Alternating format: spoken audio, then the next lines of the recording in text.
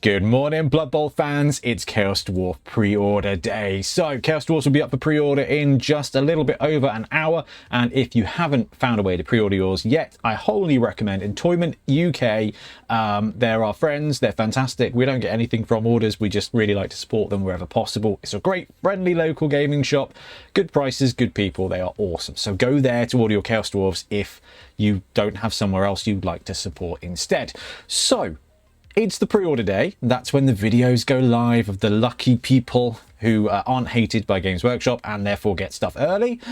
But people leak things. So we've got the information even earlier. So we've seen rumours of the Chaos Dwarf roster, and this has confirmed them, which is cool. So this was spoiled earlier this morning and is straight out of the spike. Now, we don't have early access to the spike, so this isn't us. So let's have a look at the Chaos Dwarf roster in this edition. A lot of it is how we all thought it was going to be. So 0 to 16, Hobgoblin lineman, 40k, movement 6, strength 3, edge 3+, passing 4+, armor 8+. Skills, traits, none. Primary, secondary, exactly as it was before. General and agility and strength on a secondary. The Chaos Dwarf blockers, 70k, movement 4, strength 3, edge 4+, passing 6+, armor 10+, block, iron hard skin, thick skull, GS on primary, and AM on secondary, exactly as the articles had kind of said it was going to be. Now we've got the two new positionals. So Hobgoblin Sneaky Stabbers, 70,000, movement 6, strength 3, edge 3+, passing 5+, armor 8+, shadowing stab.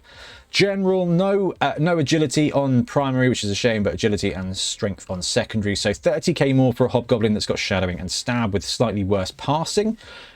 So I will be doing, and we will be releasing our roster videos very shortly, and I don't know how often we're going to see the sneaky stabbers out there. Right, then you've got the Flamesmith, who's 10k more than a Chaos Dwarf blocker, so 80k, movement 5, strength 3, edge 4+, passing 6+, armor 10+, brawler, breathe fire, disturbing presence, thick skull. So primary on a general, primary is general and strength and agility and mutation. So Chaos Dwarf and Chaos Dwarf, so the blockers and the Flamesmith both get mutation on a double.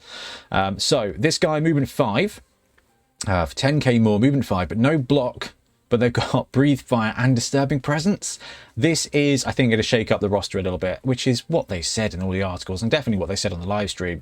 So you can have 6 Chaos Dwarf blockers, but only 4 of them are going to have block, 2 are going to have brawler, which when you start brewing up the other guys to have guard, it's not going to be so bad, and it's just going to be different. Brawler's fine. I like brawler. On a strength 3 piece is not the best, but breathe fire is going to be good. But anyway, we'll talk about that when we go through the team guide later on today and the rosters as well. So Bull Centaurs staying at 130k, movement 6, strength 4, edge 4+, passing 6+, armor 10+, sprint, sure feet, thick skull. Primary is GS, secondary AM. I'm not sure if they used to be able to get mutations. If they didn't, that could be very cool. I mean, it's really tough because the Bull Centaurs just want block. I know you can brew them up to be blitzers, or you can brew them up to be ball carriers, but I just think block is so good on a strength 4 piece that's got up to 9 squares of movement. It's just so reliable and so terrifying that I can't see you giving block. Now, secondary skill, like the second skill after block, sure hands is your ball carrier route, and then if they've got access to mutations, and you could take things like extra hands, extra arms to just give you that extra +1 to pick up the ball. You can definitely brew up a decent enough ball carrier that route, but it's a lot of SPP. And they get the Minotaur. So the Minotaur has changed. This is not the enslaved Minotaur. This is the standard Minotaur now. 150k, movement 5, strength 5, edge 4+, no passing, armor 9+, frenzy horns, loner, mighty blow, thick skull, and unchanneled fury. So the other guy had animal savagery. This guy's got unchanneled fury. So when you activate them, you've got to roll a 2+ if you're blocking or blitzing, or a 4+ if you're moving. Otherwise, he just stands staring at the sky and screaming. If you've been watching Monday Night Blood Bowl, it's how Cuddles works, which should put the fear of God in you, the fear of Nuffle in you, I should say. So I love the Minotaur. I do think that the setting him free is a bit of a cost. Animal savagery would always work, but you might have to punch a guy. This guy is going to let you down. So there was always that choice between Bull Centaur and Minotaur. The Minotaur's got a real high ceiling, right? A bit of a support and potentially a 6-die blitz with mighty blow.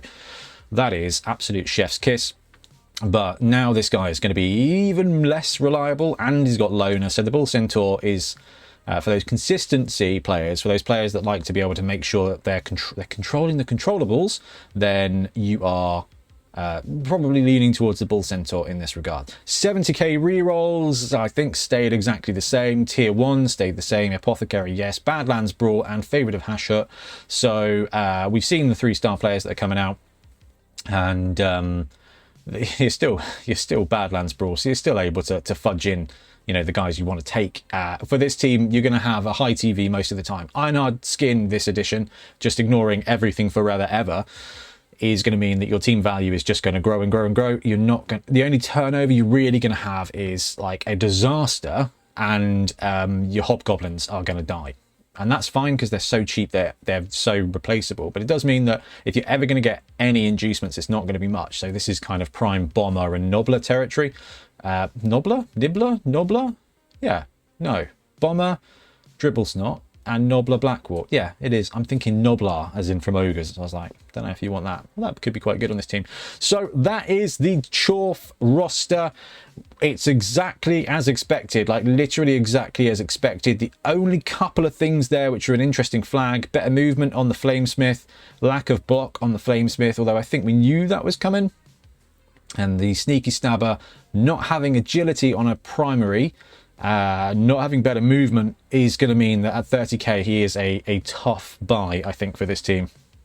Yeah, I think a bit of a tough buy. I think when it comes to the Sneaky Stabber, if you're brewing up a roster and you've got 30k left over that you can't do anything with, that you don't want to put into dedicated fans, and you don't have 40k for another Hobgoblin, then you upgrade one to a Sneaky Stabber. Unless, of course, you're running the Hobgoblin team. The big question that I will be asking all day on the videos is Minotaur? Is the Minotaur allowed in your Hobgoblin team? The Hobgoblin team being the infamously terrible team of Blood Bowl, where it was just Hobgoblins. So in this one, you can take all Hobgoblins, you can take a couple of stab lads, and then you can potentially take the Minotaur, because that's going to bring you to, looking at this, 750 with 3 rerolls, I reckon.